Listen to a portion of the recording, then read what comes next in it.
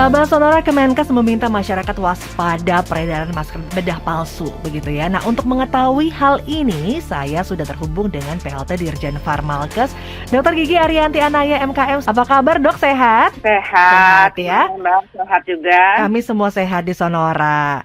Dok, pengen tanya nih, bedanya masker medis dan masker bedah sebenarnya gimana sih, Dok?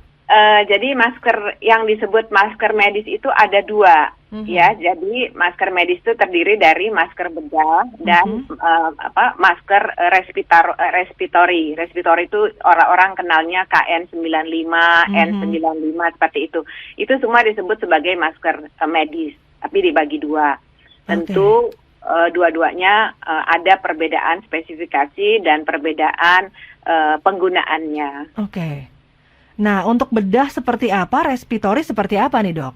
Ya, kalau kita melihat sebagai masker bedah, masker bedah ya. Yeah. Masker bedah ini biasanya dia digunakan untuk kebutuhan tenaga kesehatan awalnya ya, tetapi dengan adanya kondisi pandemi maka dianjurkan masyarakat yang sulit menjaga jarak aman dengan orang lain juga menggunakan masker bedah. Masker bedah ini masker bedah ini dia biasanya terdiri dari tiga lapisan ya, 3 layer material yang biasanya digunakan tuh non-woven spunbond melt blown dan spunbond matte blown ya, yang mungkin masyarakat sudah kenal. Penggunaannya itu loose fit, jadi nyaman ya, nggak terlalu ketat di muka, dan memang harus sekali pakai.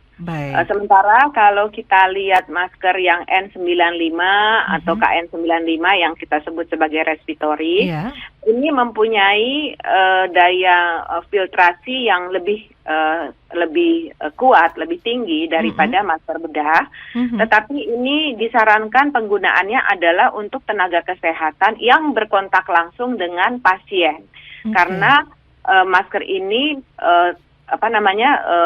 lebih kencang penggunaannya, kita sebut tight fit ya, dan juga biasanya dia terdiri dari 4 sampai 5 lapisan, sehingga dia daya filtrasinya ini lebih tinggi daripada masker bedah. Oke, baik. Berarti memang untuk N95 atau KN95 ini memang dikhususkan bagi mereka yang nantinya akan bersinggungan, begitu ya, bertemu dengan si pasien COVID-19. Betul. Artinya kalau dipakai sehari-hari untuk KN95 atau N95 ketika bekerja, ketika kita akan bepergian, ini kurang pas ya, Dok? Iya, betul. Jadi ini karena dia kan gini, ketika Kementerian Kesehatan, dua-duanya kan alat kesehatan ya, disebut sebagai alat kesehatan, sehingga ketika mereka akan beredar, ketika produk-produk ini akan beredar, dia harus memiliki izin edar dari Kementerian Kesehatan. Untuk mendapatkan izin edar itu mereka harus melewati rangkaian pengujian yang memastikan bahwa daya filtrasinya oke, kemudian daya mereka untuk differential pressure itu adalah kenyamanan yang menggunakan itu juga sesuai dengan standar. Nah, standarnya untuk masker medis dengan masker N95 itu berbeda gitu loh, standar untuk kenyamanan nafasnya. Jadi bayangkan, sedangkan di rumah sakit saja untuk tenaga kesehatan yang bekerja di rumah sakit tapi tidak berkontak langsung dengan pasien, itu kita tidak menyarankan untuk menggunakan N95. Nah, bagaimana kalau masyarakat di jalanan sambil olahraga atau sambil kerja menggunakan N95, pasti kan nggak nyaman sekali gitu ya. Betul, karena itu tight ya, Dok. Ya.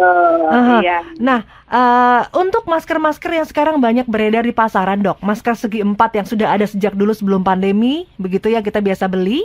Kemudian juga ada masker yang sekarang tren tuh yang Evo, begitu, Dok, yang seperti Korea gitu ya.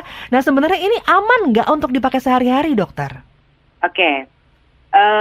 Kalau kita bicara masker ini kan macam-macam ya. Iya, ada masker medis yang tadi terdiri 2, masker bedah dan masker respiratory. Kemudian juga ada masker non medis dan bahkan ada masker kain.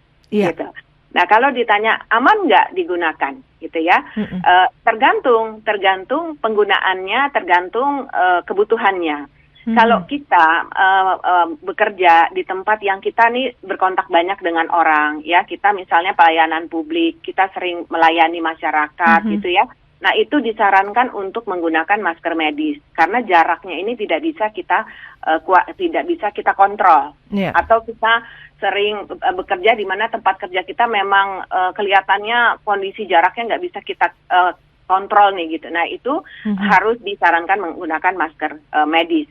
Tetapi kalau kita memang kita di ruangan yang terbuka atau kita di sini jaraknya memang jauh-jauh atau di kantor itu menerapkan work from home-nya 70% gitu ya. Berarti kan orangnya di dalam tuh sedikit gitu. Ya itu nggak apa-apa digunakan masker yang non medis gitu ya, karena kalau memang alternatifnya terkait harga, karena masalah masker bedah ini kan pasti lebih mahal ya daripada masker yang non medis seperti itu. Ya. Oke, bagaimana dengan masker kain, Dok? Kapan kita bisa menggunakan masker kain? Ya, kalau sebenarnya kita sudah tidak terlalu menyarankan masker kain, apalagi kalau masker kainnya itu yang satu lapis, gitu ya. Itu karena daya filtrasinya tuh sangat rendah sekali, hanya 10-20% kalau nggak salah hasil penelitiannya seperti itu, sehingga itu sangat tidak disarankan. Kalaupun kita mau menggunakan masker kain, mesti kita pastikan membawa masker kain itu 3 lapis, yang punya lapisan 3 lapis sehingga daya filtrasinya itu lebih besar lah ya, seperti itu. Oke, baik. Nah sekarang banyak beredar masker yang palsu di luar sana, khususnya masker medis begitu ya. Bagaimana cara mudah untuk membedakan masker palsu dan asli ini, Dok? Ya, biasanya masker yang non medis ini yang sudah pasti ya nggak punya izin edar karena dia tidak dikategorikan sebagai alat kesehatan dan tidak diuji oleh Kementerian Kesehatan. Jadi dia tidak punya izin edar, Mbak. Biasanya tidak ada tuh di labelnya. Kemudian biasanya lapisannya tipis, 1 lapis gitu ya, karena kan ini mengejar harga gitu ya. Walaupun modelnya sekarang macam-macam, cantik-cantik gitu. Nah, dan kemudian yang sering ada keluhan adalah dipakainya nggak enak gitu loh. Nafasnya nggak enak seperti itu.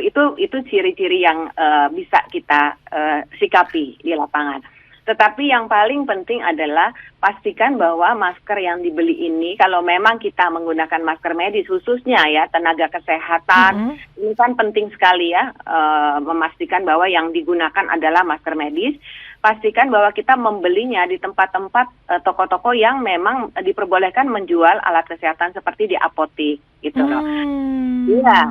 Kemudian juga pastikan bahwa produk kita ini, produk yang kita beli memiliki izin edar dari Kementerian Kesehatan, di mana ada tulisannya tuh Depkes nomor sekian gitu ya. Ada beberapa nomor. Nah, kemudian kalau memang kita juga, wah ini kayaknya kita juga ini ya, kita bisa mengakses kok di Kementerian Kesehatan tuh ada www info Alkes, Kemkes, Go.id, itu bisa kelihatan mana masker-masker yang sudah memiliki izin edar, itu juga bisa dipastikan sebelum kita membeli masker medis gitu ya, Mbak. www.infoalkes.go.id ya, Bu? Iya. Terakhir, boleh disampaikan imbauannya, dokter, atau pesan-pesannya kepada sahabat Sonora berkenaan dengan masker dan banyaknya beredar masker bedah palsu di luar sana? Oke. Ini memang kita lihat kecenderungannya orang itu merasa bahwa kita perlu memakai masker yang N95 atau KN95 atau seperti itu ya.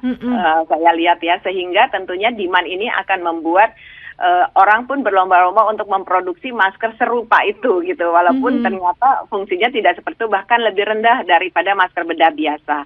Nah, oleh karena itu Kementerian Kesehatan menyarankan untuk masyarakat, gunakanlah masker sesuai dengan peruntukannya. Artinya kalau untuk masyarakat umum ya, gunakan masker bedah yang biasa ya.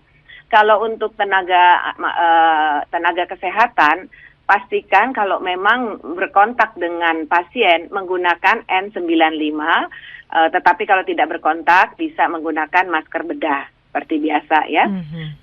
Kemudian tadi saya sampaikan membeli masker itu di penjualan resmi ya, seperti apotek, dan juga pastikan bahwa produk ini memiliki izin edar. Nah, Tentunya Kementerian Kesehatan juga melakukan upaya-upaya pengawasan. Kami mempunyai akses apabila masyarakat menemukan ada masker ya atau tenaga kesehatan khususnya ya dengan resiko yang lebih tinggi dari masyarakat, betul ya Mbak ya? Betul. Nah ini kalau menemukan masker yang dicurigai tidak memenuhi syarat, kita punya situs juga ya diakses melalui www.ewatchalkes.kemkes.go.id. Nah ini atau melalui Halo Kemkes. Halo Kemkes 1500567 itu bisa dilaporkan karena Kementerian Kesehatan bersama aparat hukum ini terus-menerus melakukan pengawasan terhadap masker-masker yang diduga tidak sesuai dengan peraturan dan tentunya ini harus kita amankan untuk melindungi masyarakat.